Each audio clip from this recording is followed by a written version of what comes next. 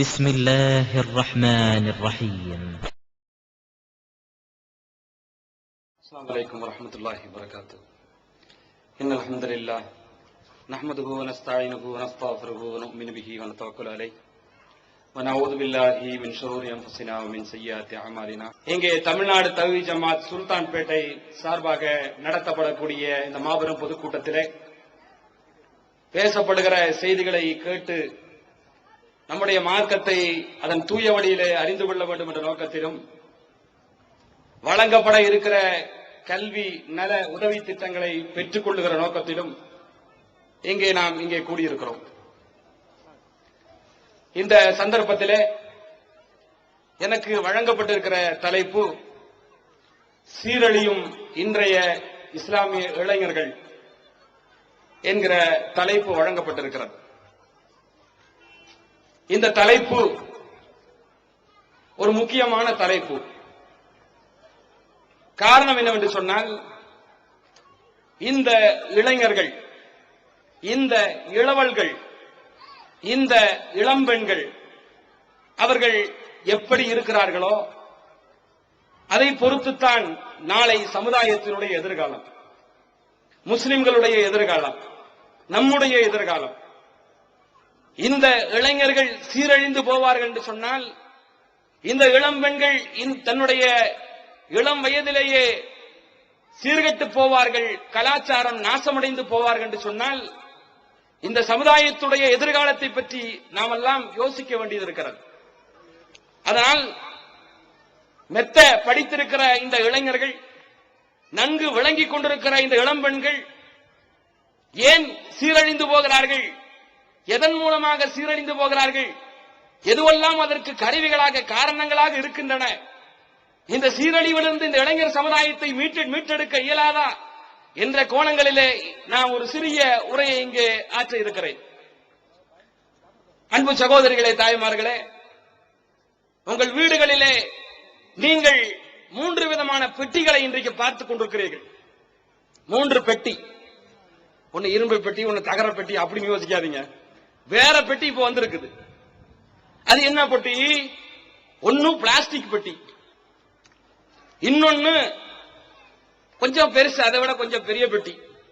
நடுவு வீட்டுல உட்கார்ந்து இருப்பாரு மச்சான். 3வது பெட்ரூம்ல அலுவல் அறைகளிலே ஒளிந்திருக்கக்கூடிய ஒரு பெட்டி. என்னன்னு தெரியுதா? செல்போனு, தொலைக்காட்சி, கம்ப்யூட்டர். இந்த 3 பெட்டி பண்ற வேலை பெரிய வேலை பண்ணி போடுதுங்க. வீடுகளுக்குள்ள, குடும்பங்களுக்குள்ள, சமூகத்துக்குள்ள, நாட்டுக்குள்ள, இந்த உலகத்துல பெரிய அநியாயம், அட்டூழியத்துக்கு அதுக்கு காரணமாக இருந்து கொண்டிருக்கின்றன. செல்போனை பத்தி நான் சொல்லித்தான் உங்களுக்கு தெரியும்னு அவசியம் இல்லை. உங்க வீட்டுல நீங்க பாத்துக்கிட்டு இருக்கிறீங்க, டெய்லியும் போராட்டம் நடந்துகிட்டு இருக்குது. என்னடி அப்படி பேசுறது பெல்ல எடுத்துக்கிட்டு? மணி 12, இன்னும் தூங்கல. நீ எத்தனை இளம் பெண்களை நீங்க உங்களுடைய மகளை, சகோதரிய, உங்க வீட்டில் இருக்கக்கூடிய பெண்களை நீங்க மிரட்டிக்கிட்டு இருக்கிறீங்களா இல்லையா? மிரட்டுறீங்க. உங்க வீட்டு பையன் காலையில விழிக்கும் போதே எதிர்தான் விழிக்கிறார். இன்னைக்கெல்லாம் அதான் சத்தத்தை கேட்டு விழிக்கிற இளைஞர்களை விட இந்த செல்போனுடைய சத்தத்தை கேட்டு விழிக்கக்கூடிய இளைஞர் தான் இன்றைக்கு அதிகம். என்ன மச்சான் இன்னும் எந்திரிக்கலையா? இந்த மாப்பிள்ள இன்னும் எந்திரிக்கலையா? எத்தனை மணிக்கு? 9 மணிக்கு. மச்சான் எந்திரிக்கலையா? மாப்பிள்ள சுபுக தொழுக பாங்கு கேட்டு எழுதுற மச்சான் எல்லாம் கம்மியா போயிட்டாங்க. இப்ப சுபுக தொழுகையுடைய பாங்கு சத்தத்தை கேட்டு எழக்கூடிய இளம் பெண்கள் குறைஞ்சு போயிட்டாங்க. யார் இருக்கிறா? எந்த சத்தத்தை கேட்டு எழுறாங்க? இந்த மாப்பிள்ள மச்சான் இப்படி பேச்ச கேட்டு என்ன செய்யுது? அப்ப காலையில எழுகிற நேரத்தில் இருந்து உழுகிற நேரம் வரைக்கும் அதிகமா உறங்குற நேரத்தை விட விழிச்சிருக்கிற நேரத்துல நாம உறவு கொள்றது அம்மா கூட இல்ல, அத்தா கூட இல்ல, நம்முடைய அண்ணன் கூட இல்ல, தம்பி கூட இல்ல. இளைஞர்களா இருந்தா மச்சான், மாப்பிள்ள. இளைஞர்களாக, இளம் பெண்களாக இருந்தா என்னடி எந்திட்டியா, வந்துட்டியா, பஸ் ஸ்டாண்டுக்கு வந்தாச்சா, இப்படி ஒரு நல்ல நாகரிகமான பேச்சு உள்ளவங்க. இப்படி சில வேற எல்லாம் பேச்செல்லாம் இருக்கு, அப்புறம் சொல்றேன். இப்ப இந்த மாதிரி செல்போனுடைய கல்ச்சர் இன்னைக்கு நம்முடைய வாழ்நாளோடு, மனிதனுடைய வாழ்நாளோடு அது பின்னி பிணைந்ததாக, பேருறவு கொண்டதாக இருக்கிறது. ஒரு காலகட்டத்துல 20 வருஷத்துக்கு முன்னாடி 15 வருஷத்துக்கு முன்னாடி செல்போன் அறிமுகமாகிற காலகட்டம் வைங்களேன், 20,000 ரூபாய் ஒரு செல்போன் வாங்குறதா இருந்தா, சாதாரணமா வாங்குறதா இருந்தாலும் 20,000 அல்லது 25,000 30,000 தான். அதுல என்னன்னு சொன்ன, இன்கமிங் அவுட் கோயிங், இன்கமிங்கும் காசு கொடுக்கணும், வெறும் காசு கொடுக்கணும். 10,000 ரூபாய் 15,000 ரூபாய் இந்த இன்கமிங்கே வந்துடும். அவுட் கோயிங் சொல்லவா வேணும்? இப்ப இன்கமிங் அவுட் கோயிங் ரெண்டுக்குமே எடுத்து காசு. இப்படி ஒரு காலகட்டத்தில் செல்போன் வந்துச்சு. அப்போ அதுல நினைச்சாங்க, நம்ம எல்லாம் வாங்க முடியாதுப்பா, அதெல்லாம் வசதி உள்ளவங்க தான் வாங்க முடியும் அப்படிங்கிற மாதிரி நம்முடைய இடையே பேச்சு இருந்துச்சு. காலம் போக போக என்னாச்சு, களத்துல பாத்தீங்கன்னு சொன்னா சைனா, அதே மாதிரி கொரியா போன்ற நாடுகள் எல்லாம் செல்போனை நம்ம சீப் ஆக்கி விட்டா.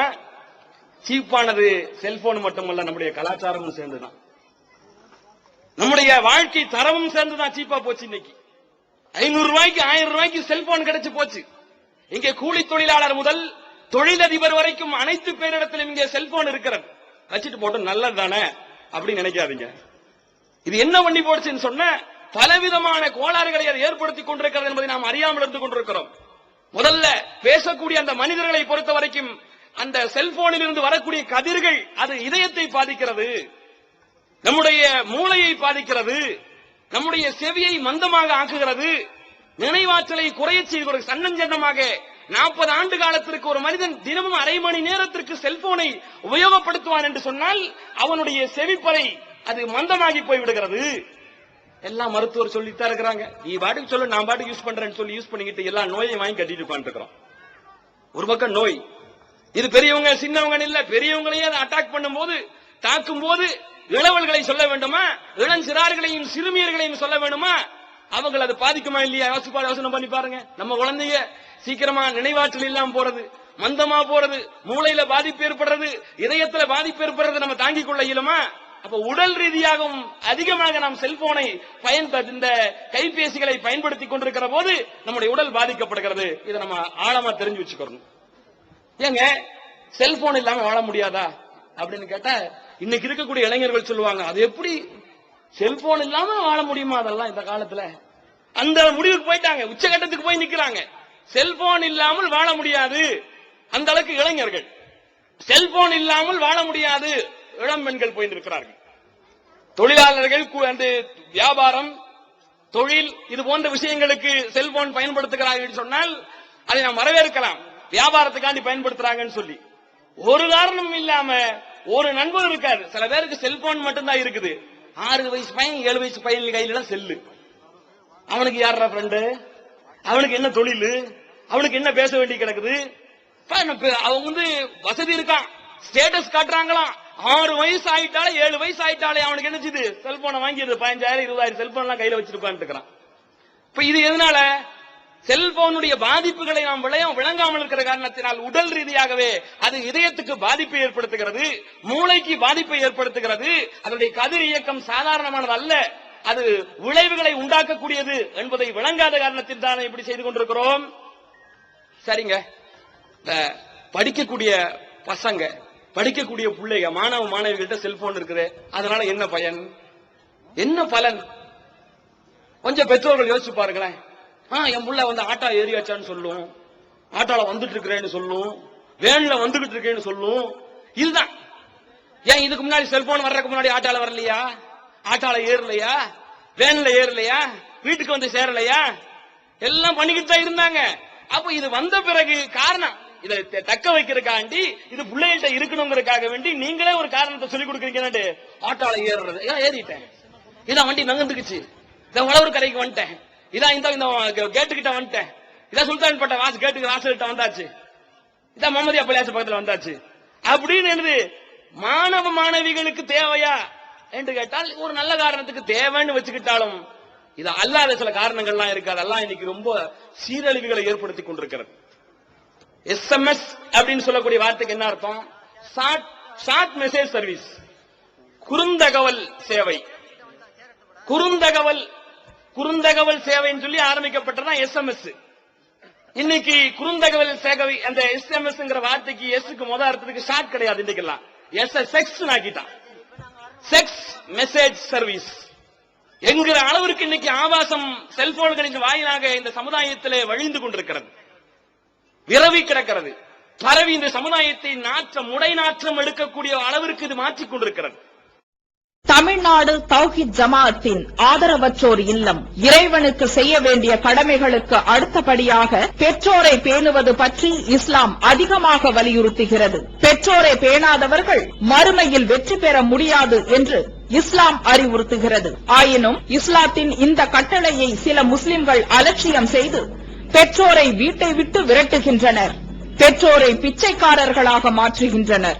இந்த அவல நிலைக்கு பரிகாரம் காணும் வகையில் முதியோர் ஆதரவு இல்லத்தை தமிழ்நாடு தௌஹீத் ஜமாஅத் நடத்துகிறது. தாயன்புடன் உணவு, உடை, மருத்துவம் உள்ளிட்ட 24 மணி நேரமும் செவிலியருடன் கூடிய பராமரிப்பு மற்றும் தனி ஆம்புலன்ஸ் வசதி இவை அனைத்தும் முற்றிலும் இலவசமாக செய்து தரப்படுகிறது. அனாதைகளை அரவணைப்பவரும் நானும் சொர்க்கத்தில் இணைந்திருப்போம் என்ற நபிகள் நாயகம் ஸல்லல்லாஹு அலைஹி வஸல்லம் அவர்களின் அமுத மொழியை ஏற்று அனாதைகளை அரவணைக்கும் இல்லமும் தமிழ்நாடு தௌஹீத் ஜமாஅத் நடத்தி வருகிறது. இப்பணியை தொடர்ந்து செய்திட உங்கள் நன்கொடைகளையும் ஜகாத்தையும் தாராளமாக வாரி வழங்குமாறு கேட்டுக் கொள்கிறோம். உங்களது நன்கொடைகளை டிடியாகவோ செக்காகவோ மணி ஆர்டராகவோ அனுப்பலாம். டிடி அனுப்புபவர்கள் தமிழ்நாடு தௌஹீத் ஜமாஅத் வங்கி கணக்கு எண் 7882748827 இந்தியன் வங்கி மண்ணடி கிளை என்ற பெயரில் எடுத்து அனுப்ப வேண்டிய முகவரி தமிழ்நாடு தௌஹீத் ஜமாஅத் மாநில தலைமையகம் 30 அரண்மனைக்காரன் தெரு, மண்ணடி, சென்னை 1. போன் 044252152226. எந்த அளவிற்கு என்று சொன்னால் ஆபாச படங்கள் இன்றைக்கு இதன் வாயிலாக செல்போன் வாயிலாக சின்ன சின்ன பசங்கள்லாம் 7ஆம் கிளாஸ் 8ஆம் கிளாஸ் படிக்கிற பையன் எல்லாம் விவரமான பசங்களா மாறி கிடக்கிறான். இதுக்கு செல்போன் காரணம். SMS என்கிற பேர்ல ஆபாசமான கொச்சையான SMS வந்து கொண்டிருக்கிற அதை மாணவர்கள் மாறி மாறி ரசிக்கிறார்கள். அழகான இளம் பெண்களை போட்டோ எடுத்து வைத்துக் கொண்டு நிழல் படம் எடுத்து வைத்துக் கொண்டு அதை பார்த்து ரசிக்கக்கூடிய ஒரு சூழ்நிலை இளைஞருக்கிடையே சர்வசாதாரணமாக ஏற்பட்டது மட்டுமல்லாமல் உச்சகட்டமாக போய் அசிங்கமான படங்களை சர்வசாதாரணமாக அது வீடியோ காட்சிகளாக போட்டோக்களாக அதை பதிவு செய்து கொண்டு தங்களுடைய செல்போனில் வைத்து சுமந்து கொண்டு இன்றைக்கு இளைஞர் பட்டாளம் இருந்து கொண்டிருக்கிறது. இது நல்லதா, உகந்ததா, இந்த இளைஞர்களுடைய எதிர்காலத்துக்கு ஏற்றதா? சிந்தித்து பாருங்கள். இப்படியே இந்த சமுதாயம் போகும் என்று சொன்னால் இந்த சமுதாயத்துடைய நாளைய எதிர்காலத்துடைய சூழ்நிலை என்ன, இந்த சமுதாயத்துடைய மறுமை வாழ்வினுடைய நிலை என்ன எண்ணி பாருங்கள். இரண்டுமே குட்டிச்சுவராக போய்விடும். இந்த உலக வாழ்க்கையை பொறுத்த வரைக்கும் கேடுகட்ட ஒரு சமுதாயமாக இந்த சமுதாயம் மாறி போகாமல் காக்க வேண்டும் என்று சொன்னால் நீங்கள் சில கட்டுப்பாடுகளை விதித்துத்தான் தீர வேண்டும். இந்த இளைஞர்களை நேர்வழியில நீங்கள் கொண்டு வர வேண்டும். இந்த இளம்பெண்கள் செல்போன்களை எப்படி உபயோகிக்கிறார்கள், எப்படி பாவிக்கிறார்கள், யாரை தோழியராக வைத்திருக்கிறார்கள், யாரை தோழர்களாக வைத்திருக்கிறார்கள் என்றெல்லாம் நீங்கள் சற்று பார்க்க வேண்டும், கவனிக்க வேண்டும், கண்காணிக்க வேண்டும். பிள்ளைகளை கண்காணிக்காமல் விட்டால் இன்றைக்கு சர்வசாதாரணமாக SMS-கள் அந்நிய ஆடவர்களோடு தொடர்பு கொண்டு ஒவ்வொரு நிமிடமும் உட்கார்ந்துக்கிட்டு ஆபீஸ் டைப் பண்ற மாதிரி டைப் பண்ணிட்டு இருக்கு. விரல் அவ்வளவு வேகமா ஓடுது. புரிஞ்சுக்கலாம். ஆபீஸ்ல கம்ப்யூட்டர் டைப் பண்றவனுடைய விரல் வேகமா போறதை விட கண்ணை மூடிக்கொண்டு டைப் பண்ணக்கூடிய அளவிற்கு இன்றைக்கு இளம் பெண்களும் கல்லூரியில படிக்கக்கூடிய பள்ளிகளிலே படிக்கக்கூடிய பெண்களும் இளைஞர்களும் அவர்கள் அந்த வேலைகளை செய்து கொண்டிருக்கிறார்கள். அசிங்கமான வார்த்தைகளை, கொச்சையான வார்த்தைகளை கூச்ச நாச்சம் இல்லாமல் பேசிக் கொண்டிருப்பதை பார்க்கிறோம். அதிகமாக கொண்டிருக்கிறாங்க. ஆண்கள் அங்க ஒரு கிராஸ் அதை பூன் இந்த பக்கம் உட்கார சொல்லுங்க. இருக்கைகளில பெண்கள் அதிகமா அமர்ந்துகிட்டு இருக்கிறாங்க. ஆண்களுக்கு இடம் வேண்டும் என்று சொன்னால் நான் நிற்கக்கூடிய பகுதியினுடைய வளப்பகுதியில ஆண்களுக்காக வேண்டி சீட்டு போடப்பட்டிருக்குது, இருக்கைகள் இடப்பட்டிருக்குது. அப்படியே சுத்தி வந்தீங்கன்னு சொன்னா அங்க உட்கார்ந்துக்கலாம். தாய்மார்களுக்கு ஒரு வேண்டுகோள், தயவு செஞ்சு மேடையில பேசுற பேச்சுக்களை கேளுங்க. பக்கத்துல இருக்கிறவங்கள்ட்ட கொஞ்ச நேரம் அவங்க வாயை ஆஃப் பண்ணி வைங்க. ஏன்னா செல்போனை பத்தி பேசும்போது ஆஃப் தான் சொல்லணும். செல்போன் வரும். இது என்ன ஆச்சு, விளைவு என்ன ஆச்சு? செல்போனை பயன்படுத்த விட்ட காரணத்தினால ஆபாசங்களை சர்வசாதாரணமாக வீடுகளுக்குள்ள நம்முடைய பசங்க, நம்முடைய இளைஞர்கள் வீட்டுக்குள்ள உட்கார்ந்துகிட்டு பார்க்கிற அளவுக்கு அந்த செல்போனை பயன்படுத்திக்கிட்டு இருக்கிறாங்க. இது என்ன ஆகும்? இந்த இளைஞர்களுடைய மனதை வக்கிர மனம் படைத்ததாக, வெறி கொண்டதாக மாற்றுமா இல்லையா? படிக்கிற காலத்துல அந்த உணர்வுகளை விட்டுவிட்டு, படிக்கிற எண்ணங்களை விட்டுவிட்டு பெண்கள் அளவிலே கவனத்தை திருப்புமா இல்லையா? யோசனை பண்ணி பாருங்க. விளைவு என்ன ஆகிறது? இத பாதி இப்படி SMS, இப்படி வீடியோ காட்சிகளை வந்து மொபைல் வழியாக நினைச்சு நம்ம பாஸ் பண்ற காரணத்தினால, அதை பார்த்து பார்த்து ரசிச்சுக்கிட்டே இருக்கிற காரணத்தினால வக்கிர உணர்வு கொண்ட இளைஞர் கூட்டம் உருவாகிறது. இதனுடைய விளைவு என்னாச்சு? காலேஜுகள்ல பார்த்தா ஈவ் டீசிங், எங்க பார்த்தாலும் ஈவ் டீசிங். நெல்லையில மருத்துவ கல்லூரியினுடைய விடுதி விழா, ஹாஸ்டல் டே. இந்த ஹாஸ்டல் டேல வந்து என்ன செய்யுது, அவங்க எல்லாம் ஆண்களும் பெண்களும் தங்கக்கூடிய ஹாஸ்டல் வசதி உள்ள ஒரு ஏரியா பாளையங்கோட்டையில. இதுல என்ன நடக்குது? வருஷம் ஹாஸ்டல் டே ஒழுக்கமா போயிட்டு இருந்தது. இந்த வருடம் என்னாச்சுன்னு சொன்னா, அந்த ஹாஸ்டல் டேல நம்ம எதிர்கால சமுதாயத்துடைய தூண்களான இளைஞர்கள் ஃபுல்லா தண்ணியை போட்டுக்கிட்டு பெண்கள் இருக்கக்கூடிய ஹாஸ்டல் பார்த்த அந்த பகுதிக்கு போய் உள்ள பூந்து பெண்களை ஈவ் டீசிங் செஞ்சு 3 பெண்களை அந்த மாணவிகளை நிர்வாணப்படுத்தி, மருத்துவக் கல்லூரி டாக்டர் படிச்சு வெளியே வந்து அடுத்தவங்களுக்கு சிகிச்சை பார்க்கக்கூடிய ஆட்கள் தண்ணியை போட்டுக்கிட்டு போய் என்ன செய்றாங்க, நிர்வாணப்படுத்தி அவர்களை ஆட விட்டு வந்து அசிங்கப்படுத்தி கேவலப்படுத்தி, என்னாச்சு கடைசியில ஒரு 4 இளைஞர்கள் இன்றைக்கு வசமாக சிக்கி அவர்கள் சஸ்பெண்ட் பண்ணப்பட்டிருக்கிறாங்க. கேவலப்பட்ட அந்த 3 பெண்கள் இருக்கிறாங்க. அவங்களும் சேர்ந்து தான் ஆடி இருப்பாங்க. ஆனா வெளியில சொல்லும்போது வேற மாதிரி சொல்லிவிட்டாங்க. அவ்வளவுதான். ஹாஸ்டல் டேன்னு சொல்லி ஆட்டம் போட்டுருப்பாங்க. சேர்ந்து கடைசியில உச்சமா போயிருச்சு. அது உக்கரமா போய் வக்கரமா மாறி போச்சு. அதுல வந்து இன்னைக்கு வந்து ராக்கிங் என்ன செஞ்சு நடக்குது, ஈவ் டீசிங் நடந்து என்ன செய்யுது, 4 பேர் சஸ்பெண்ட் பண்ணப்பட்டிருக்காங்கன்னு சொன்னா. நாமக்கல் மாவட்டம் நாமகிரியில ஜோதி என்று சொல்லக்கூடிய பெண்மணி, அண்ணா யூனிவர்சிட்டியில இன்ஜினியரிங் படிச்சுட்டு இருக்கக்கூடிய பெண், இத விடுமுறையில வீட்டுக்கு போயிட்டு அங்கேயே தூக்கு போட்டு தற்கொலை பண்ணிக்கிச்சு. என்னடான்னு சொல்லி பார்க்கும்போது, விசாரிச்சு பார்க்கும்போது, அந்த பெண் தன்னுடைய சகோதரனிடத்தில் இறப்பதற்கு முன்னால், தற்கொலை செய்வதற்கு முன்னால் சொல்லிவிட்டுத்தான் இறந்திருக்கிறது. இனி நான் அண்ணா யூனிவர்சிட்டிக்கு போக மாட்டேன், நான் அந்த பல்கலைக்கழகத்துக்கு போக மாட்டேன், அங்க மாணவர்களுடைய தொல்லை அதிகமாக இருக்கிறது, ஈவ் டீசிங் தொல்லை அதிகமாக இருக்கிறது, ராக்கிங் தொல்லை அதிகமாக இருக்கிறது என்று சொல்லிவிட்டு தற்கொலை செய்து கொண்டதாக செய்தி. பாருங்க. எதனால? இந்த இளைஞர் கல்லூரி செல்லக்கூடிய காலகட்டங்களிலே, படிக்கக்கூடிய காலகட்டங்களிலே இவருடைய கவனம் எல்லாம் பெண்களையும் மாணவிகளையும் கல்லூரியிலே பயிலக்கூடிய இளம் பெண்களை நோக்கி கவனம் செல்லும் என்று சொன்னால் என்ன காரணம்? ஒன்றாவது, நாம் பயன்படுத்த கொடுத்திருக்கக்கூடிய கருவி, அது ஒரு காரணம் தான். அதுதான் முழுக்க காரணம் அல்ல, அதுவும் காரணம். ஒன்று. இரண்டாவது என்னவென்று சொன்னால் தொலைக்காட்சி. தொலைக்காட்சி பெட்டி என்பது ஒரு நவீனமான கருவி. அது சமுதாயத்துடைய முன்னேற்றத்திற்கும் இந்த காலத்தினுடைய தேவைகளுக்கு ஈடு கொடுக்கக்கூடிய அனைத்து அம்சங்களுக்கும் அவசியமான ஒன்றாகத்தான் தொலைக்காட்சி இருக்கிறது, டிவி இருக்கிறது, நல்ல விஷயங்கள் வருகிறது. ஆனா இடையில மானும் மயிலும் ஆடிப்படுது. இடையிடையில என்ன செய்யுது, அரை நிர்வாண ஆட்டங்கள் வந்து விடுகிறது, ஆபாச ஆட்டங்கள் வந்து விடுகிறது. ஏங்க, உங்க தெருவில் சுல்தான்பேட்டையில் இருக்கக்கூடிய ஒரு பூங்கால ஒரு ஆம்பளை மொபைலை கட்டி பிடிச்சி உருண்டாங்கன்னா நீங்க பாப்பீங்களா? சாயந்தர நேரத்தில் நீங்க எல்லாம் பூங்கால உட்காந்துக்கிறீங்க, ரயில்வே ஸ்டேஷன்ல உட்காந்துக்கிறீங்க, ஒரு ஆம்பளை மொபைலையே புருஷன் முன்னாடியே இருக்கட்டுங்க கட்டி பிடிச்சி 2 பேர் ரோட்ல உருள்றாங்க, பாப்பீங்களா? உருளுங்க நான் பாத்துக்கிறேன், ரொம்ப ஜாலியா தான் இருக்குது, ரொம்ப நல்லா தான் இருக்குது அப்படின்னு சொல்லுவீங்களா? செருப்ப எங்கடா கடந்து உருள்றீங்க?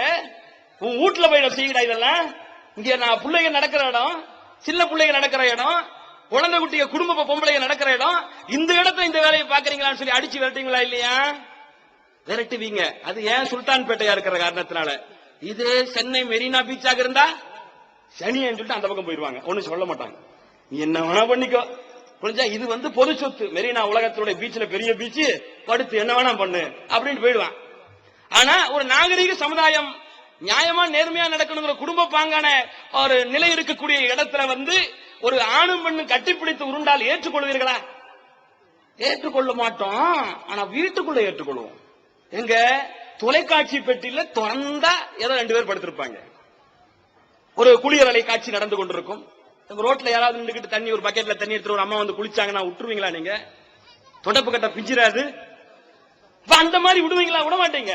ஆனா டிவியை போட்டுக்கிட்டு அம்மா குளிக்கிறத உட்காந்து ஐயா பாக்குறாரு, மூத்த மகன் பாக்குறான், இளைய மகன் பாக்குறான், கூட அம்மாவும் விளக்கம் சொல்றக்காண்டி இப்படித்தான் தண்ணி ஊத்தணும், வலது பக்கத்துல முதல்ல ஊத்திட்டு தலையில 3 தடவை தண்ணி ஊத்திவிட்டு அப்புறம் வலது பக்கம் ஊத்திட்டு அப்புறம் இடது பக்கம் ஊத்தணும் அப்படின்னு தொழுகை ஜனாபத்து குளிப்பு முறையெல்லாம் விளக்கி கொடுக்கறதுக்கு பக்கத்துல யார் உட்கார்ந்து இருக்கோம்? அம்மாவும் உட்கார்ந்து இருக்கோம். குடும்பமே உட்கார்ந்துகிட்டு ஒருத்தி குளிக்கிற காட்சியை பாக்குறீங்களா இல்லையா?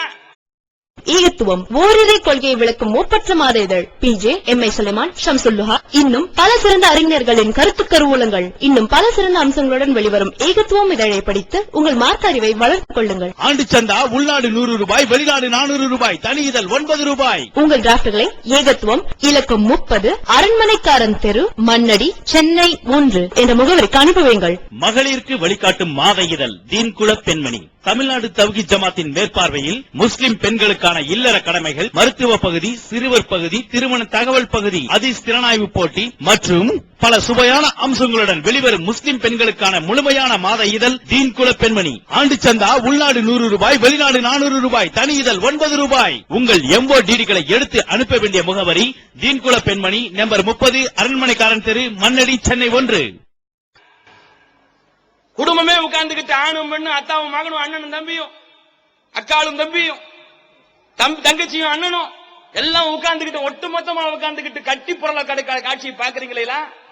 2 பீஸ்ல ஆடுற காட்சி பாக்குறீங்களா இல்லையா? அப்ப என்னங்க ரோட்லுக்கு ஒரு தரம், வீட்டுக்கு ஒரு தரமா, அதுக்கு ஒரு சட்டம், இதுக்கு ஒரு சட்டமா? அப்ப அங்க வந்து ஏற்றுக்கொள்ள மறுக்கிறீர்கள், ஆனா வீட்டுக்குள்ள எப்படி ஏற்றுக்கொள்கிறீர்கள்? யோசிச்சு பாருங்களேன். அப்ப என்ன வக்கரமான காட்சியாக இருக்கட்டும், ஆபாச காட்சியாக இருக்கட்டும், மோசமான காட்சியாக இருக்கட்டும், எல்லா காட்சியும் வீட்டுக்குள்ளே நாம் அனுமதிப்போம். குடும்பத்தோடு குடும்ப சகிதமாக உட்கார்ந்து கொண்டு நாம் அதை பார்ப்போம் என்று சொன்னால் யோசனை பண்ணி பாருங்க, எந்த அளவுக்கு நம்ம தரம் தாழ்ந்து போய் கொண்டிருக்கிறோம். இந்த சமுதாயத்துடைய நிலை மாறிக்கொண்டு போகிறது. குடும்பத்தோட உட்கார்ந்துகிட்டு தப்பி ஒரு காலத்துல சினிமா பாக்குறதுக்காண்டி ஒளிஞ்சு ஒளிஞ்சு ஓடணும், துண்ட தலையில போட்டுக்கிட்டு ஊருக்கு வெளியில போய் சினிமா பார்த்துட்டு வந்த காலம் மாறி போய் ஒரு துண்டு இல்லாம இருக்கக்கூடிய ஒரு காட்சியை உட்கார்ந்துட்டு குடும்பமே உட்கார்ந்து பார்த்துட்டு இருக்குது. அந்த மாதிரி ஒரு சூழ்நிலை மாறிட்டு வருதுன்னு சொன்னா இது சீரழிவு இல்லையா? குடும்பங்கள்ல ஏற்படக்கூடிய சீரழிவு இல்லையா? இது எங்க போய் நிக்கும் கொஞ்சம் யோசனை பண்ணி பாருங்க. 2 டைம் இல்ல, அதனால கொஞ்சம் சட்டு சட்டு சொல்லி முடிச்சிடறேன். 3வது போட்டிக்கு போயிருவோம். 3வது போட்டி கம்ப்யூட்டர். கணினி என்ன பண்ணுது?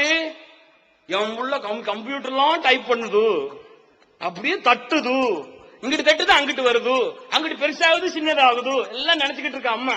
அங்கிட்டு ரூம தாள போட்டுக்கிட்டு அவன் என்ன பார்த்துட்டு இருப்பான் தெரியுமா? கொஞ்ச நேரம் தான் வெளியில நினைச்சு டைப் பண்ணுவாரு, அப்புறம் டைப்பா பண்ணுவாரு. புரியுதுல? அப்புறம் எனக்கு அவன் உட்கார்ந்துக்கிட்டு இன்னைக்கு சுல்தான்பேட்டை, பாண்டிச்சேரி ஏரியா, நம்ம ஏரியாக்கள்ல எல்லாம் இன்னைக்கு எல்லாம் வெளிநாட்டு தொடர்பு அதிகம் இருக்கிறனால அவ்வளவு ரூம்ல எல்லாம் போய் பார்க்கணும் அவசியம் எல்லாம் கிடையாது. லேப்டாப் வச்சு காலேஜ்லயே உட்காந்து பார்ப்பாரு, ரோட்லயே பார்ப்பாரு, பூங்காலே உட்காந்து பார்ப்பாரு, நடுத்தருவிலேயே பார்ப்பாரு. ஏன் லேப்டாப்பே வச்சிருக்கிறாரு, நெட் கனெக்ஷனோட, குருவி வேற கையில வச்சுக்கிறாரு, அதை போட்டுக்கிட்டு நினைச்சாரு. எல்லாம் ஆபாசத்தையும் பார்க்கக்கூடிய நிலை இருக்கும் என்று சொன்னால் சின்ன வயசுலேயே ஆண்மை இழக்கக்கூடிய சூழ்நிலை ஏற்பட்டு போடும். ஜாக்கிரதையாக சொல்லுவீங்க. சின்ன வயசுலேயே இந்த மாதிரி காட்சிகளை பார்த்தாங்கன்னு சொன்னா நாளடைவோட எங்களுக்கு குடும்ப வாழ்க்கையின் மீது ஒரு விதமான தேட்டமும் நாட்டமே இல்லாமல் போகிற நிலை ஏற்பட்டு குடும்பங்களிலே பிரச்சனை ஏற்படுகிறது காரணமாக அமைந்து போய்விடும். இளைஞர்கள் சிந்திக்க வேண்டும். தொலைக்காட்சி செல்போனை வச்சுக்கிட்டு கண்ட ஆட்கள் எல்லாம் பேசுறது. இங்க போகும்போது பார்த்தா புர்கால அப்படியே 2 கண்ணு மட்டும் தான் வெளியே. இந்த மாதிரி பக்திமான்கள் உலகத்துல வேற யாருமே இருக்க முடியாது. பொம்பளைங்க அப்படியே 2 கண்ணு மட்டும் தான், ஆனா உள்ளுக்கு ஒரு செல்போனை வச்சுக்கிட்டு கண்ணப்பன் கூட பேசிக்கிட்டு இருக்கிறா. எப்படி நிலைமை பாருங்களேன். கண்ணு மட்டும் தான் காட்டுற அளவுக்கு இங்க வெளியில நடமாட்டத்தை ரொம்ப பக்தியா மார்க்கத்தை ரொம்ப கடைபிடிக்கிற மாதிரி.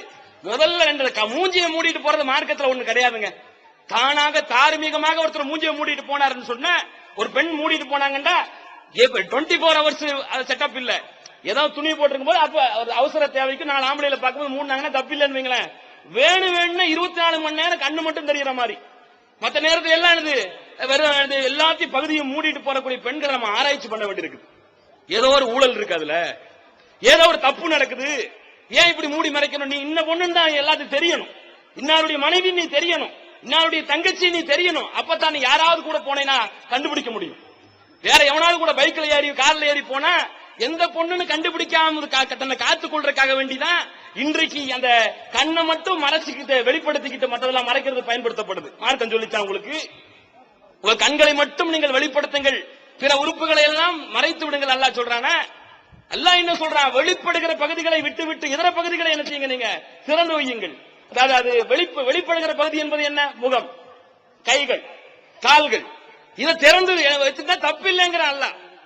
அப்ப இவங்க ரொம்ப பக்தி மாதிரி நடிச்சுக்கிட்டு என்ன செய்றாங்க, அந்நிய ஆடவர்களோடு இருசக்கர வாகனங்களில் செல்லக்கூடிய ஒரு நிலையை பார்க்கிறோமா இல்லையா? பிரச்சனை வந்த பிறகு கூகுன்னு கத்தி என்ன புண்ணியம்?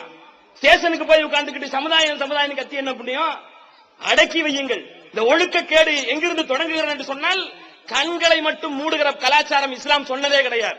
முகம் திறந்திருக்க வேண்டும், இன்ன பெண் என்று தெரிய வேண்டும், இவள் இன்னாருடைய மகள் என்று தெரிய வேண்டும், இன்னாருடைய சகோதரி என்று தெரிய வேண்டும். அப்படி தெரிந்தால் தான் தன் இளம் பெண்கள் தவறு செய்யாமல் காக்க முடியும், தடுக்க முடியும். இல்லாட்டி என்ன ஆகுது, நீ போட்டிருக்கிற இந்த புர்கா மாதிரியே வேறொருத்தி போட்டிருக்கிறா. ஒரு ஆம்பளை கூடி போட்டு வரலாமே, ஒரு ஆம்பளை கூடி என்ன செய்யலாம், புர்கா போட்டு 2 கண்ணை மட்டும் மூடிட்டு உங்க வீட்டுக்குள்ளே வரலாம். என் ஃப்ரெண்டு தான், என் தோழி தான் வந்திருக்கான்னு சொன்னா என்ன தெரியும் உங்களுக்கு? யாராவது தனியாக ஒரு பெண் இருக்கக்கூடிய வீட்டுல புர்கா போட்டு கூட ஆம்பளை வந்துட்டு போனா எப்படி தெரியும்? தவறு நடக்கிறதுக்கு வாய்ப்பு இருக்கிறது. அதனால சமுதாயம் சீரழியாம இருக்கணும்னு சொன்னா, நீங்க என்ன பெண்களை பொறுத்த வரைக்கும் மார்க்கம் அப்படி சொல்லல, கண்ணு மட்டும் தான் வெளியில தெரியணும், மத்ததெல்லாம் மூடுங்கன்னு சொல்லல. இது தவறு, வேறு ஒரு நன்மைக்காக வேண்டி இதை நீங்கள் அனுமதித்தால் பல தவறுகளுக்கு இது கதவு திறந்து விடக்கூடிய ஒரு சூழலை ஏற்படுத்தி விடுகிறது. அதனால இந்த பெண்கள் விஷயத்துல அவர்கள் என்ன செய்றாங்க, வெளி தோற்றத்தில் எப்படி இருந்தாலும் அவர்கள் தனியாக உட்கார்ந்துக்கிட்டு செல்போனு அந்நியர்களோடு, அந்நிய ஆடவர்களோடு, முஸ்லிம்களோடு, காபிர்களோடு எல்லாம் தொடர்பு கொண்டு அவர்கள் தங்களுடைய ஈமானையும் இழக்கிறார்கள், தங்களுடைய வாழ்க்கையும் இழக்கிறார்கள், இரு உலக வாழ்க்கையும் இழக்கக்கூடிய ஒரு சூழலை இன்றைக்கு உருவாக்கி கொண்டிருக்கிறார்களா இல்லையா? சிந்தித்து பாருங்கள். இதெல்லாம் இன்னைக்கு இன்றைய இளைஞர்களும் இளம்பெண்களும் இன்றைக்கு சிக்கிக் கொண்டிருக்கக்கூடிய சீரழிவுகள். இவற்றிலிருந்து நாம் மீள வேண்டும் என்று சொன்னால் என்ன வழி, எப்படி மீள முடியும்? ஒரே வழிதான் அதற்கு இருக்கிறது. அல்லாஹுடைய மார்க்கத்தை நாம் அறிந்து அதன்படி அல்லாஹுவை அஞ்சி நடக்கிற அந்த முறையில் மட்டும்தான் இருந்து விடுபட முடியும். வேறு எந்த வழியும் கிடையாது. தார்மீகமாக ஒவ்வொருவரும் அல்லாஹுவை அஞ்ச வேண்டும். குல் லில் முஃமினீன யகுல்லூ மின் அப்சாரிஹிம் வயஹ்ஃபது ஃபுரூஜஹும். அல்லாஹ் சொல்லி காட்டுகிறான், நபியே இந்த மக்களுக்கு சொல்லுங்கள், ஆண்களுக்கு சொல்லுங்கள், அவர்கள் தங்களது பார்வைகளை தாழ்த்திக் கொள்ளட்டும், தங்கள் கற்புகளை அவர்கள் பேணி காத்துக் கொள்ளட்டும் என்று அல்லாஹ் திருமறையில் சொல்லி காட்டுகிறான். ஒரு பெண் முகம் திறந்தே போகிறாள் என்று சொன்னால் கூட நீங்க அதை பத்தி கவலைப்படாதீங்க, அல்லாஹ் அனுமதிச்ச விஷயம். முகம் திறந்து போனா என்ன, ஒரு தப்பும் கிடையாது. பார்க்கக்கூடிய ஆண்கள் அதை உற்று நோக்கினால், காம பார்வையோடு பார்த்தால், வேற்று பார்வையோடு பார்த்தால் அவன்தான் குற்றவாளி ஆவானே தவிர நீங்கள் குற்றவாளி ஆக மாட்டீர்கள். நீங்க அந்த நோக்கத்தில் போகல, புரிஞ்சுங்களா? அதனால் நீங்கள் முகம் திறந்த நிலையில் போகிற போது மூமின்களுக்கு என்ன கட்டளை? அல்லாஹ் கட்டளை இடுகிறான், ஆண்கள் தங்களது பார்வைகளை தாழ்த்துக் கொள்ள வேண்டும், கற்பை காத்துக் கொள்ள வேண்டும். பார்வையிலிருந்து தான் தொடங்குகிறது எல்லா சகோதர சகோதரிகளே. அப்போ நம்முடைய எல்லா உறுப்புகளும் விபச்சாரத்தில் ஈடுபடுகிறது என்கிற அந்த நிலையை சுட்டிக்காட்டி, இதற்கு மீள முடியாத இந்த குற்றம் என்கிற நிலையில இது இல்லை. இந்த பாவம் இருக்குத, இதை மீளவே முடியாது, இதுல போனவங்க போனதான் கிடையாது. இது பாவத்தை என்ன அளவுல குற்றம்ங்கிறது விளங்கிடுங்க. இந்த குற்றத்தை பொறுத்த வரைக்கும் கியாமத்து நாள்ல அல்லாஹ் இதுக்கு நரகத்தை கொடுப்பானா இல்லையா? ஜினாவுக்கு, விபச்சாரத்துக்கு, அது கண்ணு செஞ்சிருந்தாலும் சரி, காது செஞ்சிருந்தாலும் சரி, கால் செஞ்சிருந்தாலும் சரி, விபச்சாரத்துக்கு அல்லாஹ் நரகத்தை கொடுப்பான். இந்த நரகத்தை பத்தி சிந்திக்கிறதுக்கு ஒரு சின்ன அளவுகோல் மட்டும், சின்ன அளவு மட்டும் நம்ம கொஞ்சம் இங்க தெரிஞ்சுக்கிட்டா நல்லா இருக்கும். என்னன்னு சொன்னா, நரகத்துடைய வேதனையினுடைய குறைந்த அளவு, இந்த மாதிரி சின்ன சின்ன விஷயங்கள்லாம் கண்ணுல பார்த்தது, காதுல கேட்டது கூட நரகத்துக்கு உண்டை விடுமா இல்லையா? அல்லாஹ் அந்த பாவத்தை மன்னிக்காம இருந்தா, அதுல நம்ம தௌபா செய்து மீளாம இருந்தா, பாவ மன்னிப்பு கோரி மீளாம இருந்தா நம்ம நரகத்துக்கு போயிடுவோம். நரகம் எப்படிப்பட்டது? அல்லாஹ் குர்ஆன்ல என்ன சொல்றான், ரசூல் ஸல்லல்லாஹு அலைஹி வஸல்லம் என்ன சொல்றாங்க என்று கேட்டா, நரகத்துல குறைந்தபட்ச தண்டனை என்னன்னு சொன்னா, ஒரு ஆளுடைய அந்த கரண்ட கால் அளவுக்கு வச்சுக்கோங்களேன், கரண்ட கால அளவுக்கு நரகத்தில் ஒரு நிப்பாட்டி வைக்கப்படுவது இருக்கிறதே, அது குறைந்தபட்ச தண்டனை. அதுவே எந்த அளவுக்கு வேதனையாக இருக்கும் என்று சொன்னால், ஒரு மனிதன் நெருப்புக்குள்ள நிறுத்தப்படுகிற போது, அவன் பாதம் நெருப்புக்குள் அமிழ்ந்து போகிற போது அவனுடைய மூளை கொதித்துக் கொண்டிருக்கும். இங்கே படுகிற சூடு எதை கொதிக்க செய்கிறதாம்? மூளையை தகிக்க செய்து, கொதிக்க செய்து, அது வேதனையை உருவாக்கும் என்று நபிகள் நாயகம் ஸல்லல்லாஹு அலைஹி வஸல்லம் சொல்லுகிறார்கள் என்றால், நரகத்துடைய வேதனை குறித்து நாம் விளங்கிக் கொள்ள வேண்டும். நரகம் தானே பாத்துக்கலாம் அப்படிங்கிற மாதிரி ஒரு ஃபீலிங் நம்முடைய இளைஞர்களிடத்திலும் இளம் பெண்களிடத்திலும் இருக்கிறதை நாம் பார்க்கிறோம். அதனால நரகம் என்பது குறைந்தபட்ச அளவே நம்முடைய மூளையை கொதிக்க செய்யும் என்று சொன்னால் அந்த உச்சகட்டத்தை சிந்தித்து பாருங்கள். அல்லாஹ் நம்மை காப்பாற்ற வேண்டும். மாதல்லா, அல்லாஹ் நம்மை காக்க வேண்டும், காப்பாற்றணும். அப்ப கியாமத் நாளை பொறுத்த வரைக்கும் அந்த மாதிரி தண்டனைக்கு உள்ளாகாம இளைஞர்களை, இளம் பெண்களை நாம் நம்மை மறுமை நிலையை நாம் வளம் பெற செய்ய வேண்டும் என்று சொன்னால், மறுமையிலே நாம் நல்ல நிலையில் இருக்க வேண்டும் என்று சொன்னால் என்ன செய்ய வேண்டும்? இப்போது விற்பனையில் இஸ்லாம் கூறும் பொருளியல் சகோதரர் பிஜே அவர்கள் உரையாற்றிய பொருளாதாரம் சம்பந்தமான 27 மணி நேர தொடர் சொற்பொழிவு. என்ன வியாபாரம் செய்யலாம், பங்குச் சந்தையில் ஈடுபடலாமா, இன்சூரன்ஸ் செய்யலாமா, MLM வியாபாரத்தில் ஈடுபடலாமா, குத்தகை, பங்கு வணிகம் மற்றும் வியாபாரம் தொடர்பான அனைத்து சந்தேகங்களுக்கும் குர்ஆன் ஹதீஸ் அடிப்படையில் தெளிவான விளக்கங்கள் 3 டிவிடிகளாக விலை ரூபாய் 75 மட்டுமே. கிடைக்கும் இடம் TNDJ வீடியோ விஷன், நம்பர் 30, அரண்மனைக்காரன் தெரு, மண்ணடி, சென்னை 1.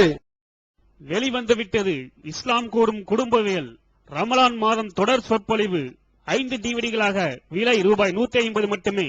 கூரியர் செலவு தனி. கிடைக்கும் இடம் TNTJ வீடியோ விஷன், நம்பர் 30, அரண்மனைக்காரன் தெரு, மண்ணடி, சென்னை 1. இளைஞர்களுக்கு தனிப்பட்ட முறையிலே அவர்களுடைய வாழ்வை சீர்திருத்தக்கூடிய ஒரு பகுதியை ரசூல் ஸல்லல்லாஹு அலைஹி வஸல்லம் தனியா இது இளைஞர்களை கூப்பிட்டு சொல்லல. பொதுவாதான் மூமின்களுக்கு சொன்னாங்களே தவிர இளைஞர்களுக்கு தனியா ஒரு சப்ஜெக்ட் எடுத்து ரசூல் ஸல்லல்லாஹு அலைஹி வஸல்லம் பேசல. ஒரே வார்த்தையில சொல்லிவிட்டாங்க ரசூல் ஸல்லல்லாஹு அலைஹி வஸல்லம், இந்த ஒண்ணை நீங்க ஃபாலோ பண்ணுங்க, நீங்க இளைஞர்களை நாளைக்கு கியாமத்துல நீங்க நல்ல நிலையில இருக்கலாம்னு சொல்லிவிட்டாங்க. அதுக்குள்ள எல்லாம் வந்துடும். எது என்ன? அதுதான் தொட்டேன்.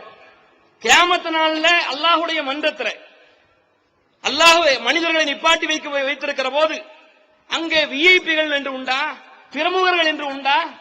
இங்க ஒண்ணு வேணாம். இந்த அவையிலேயே ஒருத்தர் பின்னாடி நிக்கிறார், பாய் முன்னாடி வந்து உட்காருங்க பாய் அப்படின்னு சொல்லி அவரை மட்டும் ஸ்பெஷலா கூட்டிட்டு வந்து ஃப்ரண்ட்ல உட்கார வச்சா அவர் மனசுக்குள்ள என்ன போறோம், சுல்தான்பேட்டைக்கு ராஜாவான மாதிரி அவருக்கே ஒரு ஃபீலிங் வந்துடும். நாம ஏன்னா சுல்தான்பேட்டையாச்சு, அது சுல்தானுடைய நினைப்பு மனசுக்குள்ள வந்துடும். நாம தான் சுல்தான் மாதிரி இருக்கிறோம், எல்லாம் பாக்குறாங்க நம்மள, எல்லாரும் பாக்குறாங்க, அப்படி ஃபீலிங் மனுஷனுக்கு வரதான் செய்யும். எவ்வளவு பெரிய அவுளியா குஞ்சா இருந்தாலும் அவருக்கு வரும். ஏன் பெருமைங்கிறது எல்லாத்துக்கும் உள்ளத்துக்குள்ள கொஞ்சமா இருக்கும். நம்ம தான் காப்பாத்திக்கிறோம், நம்ம மனசை கட்டுப்படுத்திக்கிறோம், கொஞ்சம் உள்ளத்துக்குள்ள வரும். அப்ப அது பெருமை உச்சகட்டத்துக்கு போய் தலக்கணமா மாறிடக்கூடாது. அப்ப அது மார்க்கத்துல தடை செய்யப்பட்ட விஷயம், நரகத்துல கொண்டே விட்டுரும், வேற விஷயம். ஆனா வரும் பெருமைங்கிறது மனுஷனுக்குள்ள வரத்தான் செய்யும். அப்பப்ப கட்டுப்படுத்திக்கிறோம். அவர் கூட்டத்துல அவரை மட்டும் தனிப்பட்ட முறையில கூட்டிட்டு வந்து ஃப்ரண்ட்ல உட்கார வச்சு கௌரவப்படுத்தும் போது அவருக்கு ஒரு சந்தோஷம், அவருக்கு ஒரு மகிழ்ச்சி, அவருக்கு ஒரு பூரிப்பு ஏற்படத்தான் செய்யும். சரிங்க, இந்த உலகத்திலே எப்படின்னு சொன்னா மொத்தமே ஒரு 500 பேர், ஒரு 1000 பேர் இருக்கிற இடத்துலயே ஒருத்தர் கூட்டு வந்து ஃப்ரண்ட்ல உட்கார வச்சா சந்தோஷம் வரும்டா. கியாமத் நாள்ல 7 கூட்டத்தை, 7 வகையான அமல்களை செய்தவர்களை அல்லாஹ் அழைத்து வந்து நினைச்சுவான், நிழலே இல்லாமல் தகிக்கக்கூடிய அந்த கட்டத்திலே மறுமையினுடைய மன்றத்தில் அல்லாஹ் நிறுத்துகிறான். சபாத்துன் யுதில்லுஹுமுல்லாஹு யௌம லா ஸில்ல இல்லா ஸில்லுஹு. நபி ஸல்லல்லாஹு அலைஹி சொல்லி காட்டுறாங்க, 7 அமல்களை, 7 நன்மைகளை அல்லது 7 காரியங்களை செய்திருப்பவர்கள் அவர்கள் யாராக இருக்கட்டும், அவர்களை மட்டும் அல்லாஹ் மறுமை நாளிலே மக்கள் எல்லாம் நிழல் இல்லாமல், மேடு இல்லை, பள்ளம் இல்லை, வீடு இல்லை, காடு இல்லை, நாடு இல்லை, நகரம் இல்லை, ஒரு சமதளத்திலே ஒரு பெருவெளியிலே அல்லாஹ் அனைத்து பேரை நிப்பாட்டி வைத்து சூரியனுடைய வெப்பத்தை மிக நெருக்கத்திலே வருகிற அளவிற்கு அல்லாஹ் செய்து உடலெல்லாம் வேர்த்து வேர்த்து வேர்த்து வேர்த்து குளங்களாக, உண்மையிலேயே மனித வேர்வை என்று சொன்னால் இந்த உலகத்தில் தோன்றிய முதல் மனிதன் முதற்கொண்டு இறுதி மனிதன் வரைக்கும் இருக்கக்கூடிய அத்தனை பேரையும் ஒரு இடத்துல நிப்பாட்டி வைத்தால் வேர்க்காதா? சூரியனை அருகில் கொண்டு வந்து, நெருக்கத்தில் கொண்டு வந்து அப்படி நிக்காடு வேத்து வேத்து ஊத்தி பாவங்களுக்கு ஏற்ப அவனுடைய கரண்டை கால் வரை, கணைக்கால் வரை, முழங்கால் வரை, இடுப்பு வரை, தொப்புள் வரை, நெஞ்சு வரை, கழுத்து வரை, தோள் வரை, காது வரை, தலை வரை என்று சொல்லி ஒவ்வொருவருடைய பாவத்துக்கு ஏற்பாங்க வேர்த்து கொட்டிக் கொண்டிருக்கக்கூடிய நிழல் இல்லாத இந்த காலகட்டத்திலே மனித சமுதாயம் அனைத்து பேரும் நப்சி இறைவா என்னை காப்பாற்று, நப்சி இறைவா என்னை காப்பாற்று என்று சொல்லிக் கொண்டிருப்பார்களாம். அப்படிப்பட்ட ஒரு நிலை. இங்க என் புள்ள, என் மகன், என் அம்மா, என் ஒப்பா அப்படின்னு சொல்லி பாட்டு பாடிட்டு இருந்ததெல்லாம் அங்க உம்மா ஒப்பால பாடாது. அல்ல, என் பிள்ளை வேணா நரகத்துல போட்டுக்கோ, என் மகனை வேணா போட்டுக்கோ, என் புருஷனை வேணா போட்டுக்கோ, என் சகோதரனை வேணாலும் நரகத்துல போட்டுக்கோ. இந்த பூமியில அத்தனை மேல பிடிச்சி நரகத்துல போட்டு என்ன மட்டும் விட்டுரு. ஒமன் ஃபில் அர்தி ஜமியா, பூமியில இருக்கிற அத்தனை பேர்த்தையும் வேணா போட்டுக்கோ, என்ன மட்டும் விட்டுருன்னு சொல்லுவாங்க. இந்த அம்மாவும் அப்பாவும், இந்த அண்ணனும் தங்கச்சி.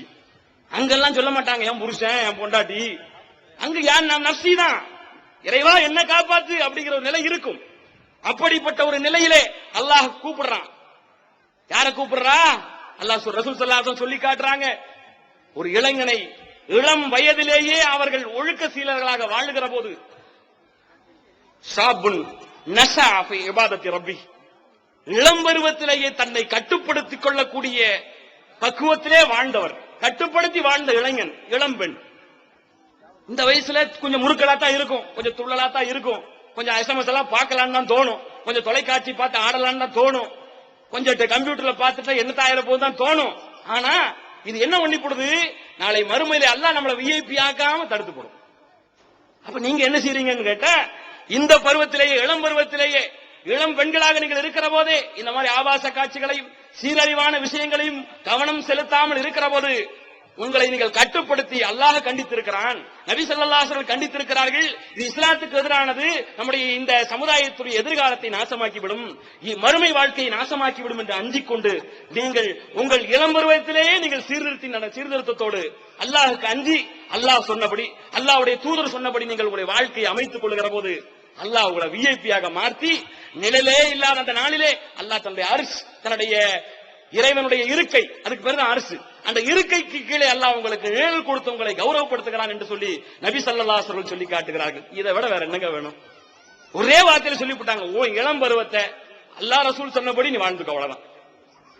ஷாபுன் நஸா ஃபி இபாதத்தி ரப்பி, ஒரு இளைஞன், ஒரு இளம் பெண் இளம் பருவத்திலேயே இறைவனுக்கு கட்டுப்படக்கூடிய, இறைவனுக்கு தலை சாய்த்து நடக்கக்கூடிய ஒரு நிலையிலே தன்னை வார்த்தெடுத்துக் கொண்டால், வளர்த்தெடுத்துக் கொண்டால், நீங்க நாளைக்கு கியாமத் நாளுடைய புறமுகர்கள், கியாமத் நாள விஐபிகள், உங்களுக்கு நிழலே இல்லாத அந்த நாளிலே அல்லாஹ் நிழல் அளிக்கிறான் என்று சொல்லி ரசூல் ஸல்லல்லாஹு அலைஹி வஸல்லம் சொன்னாங்களே, அந்த ஒரு விஷயத்தை நீங்கள் நினைவில் கொண்டு செயல்படுங்கள்.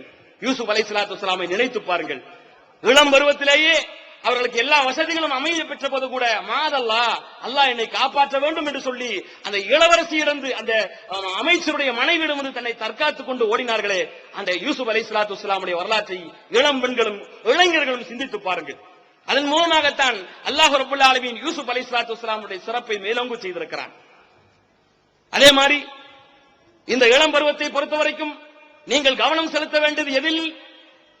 நபி ஸல்லல்லாஹு அலைஹி வஸல்லம் சொல்லி காட்டுறாங்க, உங்களுடைய இளம் பருவத்தை பொறுத்த வரைக்கும் உங்களுக்கு தேவைகள் ஏற்படும், இச்சைகள் ஏற்படும், ஆனாலும் கூட உங்களை கட்டுப்படுத்துவதற்கு நான் ஒரு மருந்து சொல்கிறேன். மாஷர ஷபாப், இளைஞர்களே, மனிசதா மின்குமுல் பா, திருமணம் முடித்துக் கொள்வதற்கு வசதி வாய்ப்புகள் சூழல்கள் இருக்கும் என்று சொன்னால் பல் ஏதஸப்பஜ், கல்யாணம் முடிச்சுக்கிடுங்க. வயசு எனக்கு 25 ஆகட்டும் 30 ஆகட்டும் பார்க்காத, தேவை இருக்குதா, வசதி இருக்குதா, மகர் கொடுக்க முடியுமா, சோறு கொடுக்க முடியுமா, கல்யாணம் முடிச்சுக்கிடுங்க, அவ்வளவுதான். ஃபைன்னஹு அகதுலில் பஸர் வ அஹ்ஸனுலில் ஃபர்ஜ், அது உங்க கண்ணையும் காப்பாத்தும், தப்பான வழியில போகாம உங்க கற்பையும் காப்பாத்தும். சரிங்க, காசு பணம் இல்ல, இன்னைக்கெல்லாம் அப்படி கொடுக்கணும் இப்படி கொடுக்கணும், அதை பண்ணணும் இதை பண்ணணும்னு சொன்ன, இஸ்லாத்தையும் கடைபிடிக்கணும்னு சொன்ன என்ன செய்யறது? எங்களால அப்படி காசு இல்லையா, மகர் கொடுக்க முடியாது, சோறு கொடுக்க முடியாது அப்படி நீங்க ஃபீல் பண்றீங்களா? மார்க்கம் அதுக்கு வழி சொல்லுது. உங்களுடைய இச்சையை கட்டுப்படுத்தக்கூடிய மருந்து இருக்கிறது. நோன்பு நோற்றுக் கொள்ளுங்கள். அடிக்கடி என்ன செய்யுங்க, ஒரு நாள் விட்டு ஒரு நாள், வாரத்துல ஒண்ணு செய்யுங்க, திங்கள் வியாழன் நோன்பு வச்சுக்கிடுங்க, மாசத்துல 13, 14, 15 நோன்பு வைங்க, இளம் பருவத்திலே வைங்க. தப்பு என்ன தப்பு இருக்குது அதுல? அதன் மூலம் உங்களை கட்டுப்படுத்துங்க, நன்மையின் பக்கம் உங்களை கொண்டு செல்லுங்கள் என்று சொல்லி நபி ஸல்லல்லாஹு அலைஹி வஸல்லம் இளைஞர்களுக்கும் இளம் பெண்களுக்கும் வழிகாட்டி இருக்கிறார்களே, அவற்றை வைத்து நாம் செயல்பட வேண்டும். அந்த இளம் பருவத்தில் நம்ம கட்டுப்படுத்துறதுக்கும் மார்க்கம் பயிற்சி கொடுப்பதை பார்க்கிறோம். அதனால சீரழிவு கலாச்சாரம் நீங்க இதே நிலையில் தொடர்ந்தால், இந்த செல்போன்ல ஊறி போய், இந்த தொலைக்காட்சிக்குள் தொலைந்து போய், இந்த கம்ப்யூட்டருக்குள் காணாமல் போய்விட்டால், நாளை இந்த சமுதாயத்தில் ஒழுக்க பண்பாடுகள் இல்லாத ஒரு நிலை ஏற்படுவது மட்டுமல்லாமல் மறுமையிலே நாம் நரகவாசிகளாக இழிந்தவர்களாக மாறிப்பாய் விடுவோம் என்ற அச்சத்தோடு நாம் செயல்படுவோம். எல்லாம் உள்ள ரஹ்மான் பேசியபடி வாழ்வதற்கு எனக்கும், கேட்டபடி வாழ்வதற்கும் உங்களுக்கும் அருள் புரியட்டும், தௌஃபீக் செய்யட்டும். வாஹிர் தஅவானா அல்ஹம்துலில்லாஹி ரப்பில் ஆலமீன். அஸ்ஸலாமு அலைக்கும் வரஹ்மத்துல்லாஹி வபரகாத்துஹு. திருக்குர்ஆன் தமிழாக்கம் பி ஜைனுல் ஆபிதீன். அனைவருக்கும் புரியும் எளிய நடை, தேவைப்படும் வசனங்களுக்கு தெளிவான விளக்கங்கள், கலை சொற்களின் விளக்கங்கள், திருக்குர்ஆன் எவ்வாறு அருளப்பட்டது, எவ்வாறு தொகுக்கப்பட்டது என்பது குறித்து முழுமையான விளக்கம். நபிகள் நாயகம் ஸல்லல்லாஹு அலைஹி வஸல்லம் காலம் முதல் இன்று வரை குர்ஆன் பாதுகாக்கப்பட்ட வரலாறு, திருக்குர்ஆன் இறைவனின் வார்த்தைகள் என்பதற்கான அடுக்கடுக்கான ஆதாரங்கள், முந்தைய பதிப்புகளை விட மெருகூட்டப்பட்ட செய்திகள், கூடுதலான பக்கங்கள், அழகிய வடிவமைப்பு, உயர்தரமான பைண்டிங். விலை ரூபாய் 300 மட்டுமே. வெளியீடு மூன் பப்ளிகேஷன், நம்பர் 83/3, முதல் வாடி, மூர்தரு, மண்ணடி, சென்னை 1. போன் 65690810. அல்லாஹ்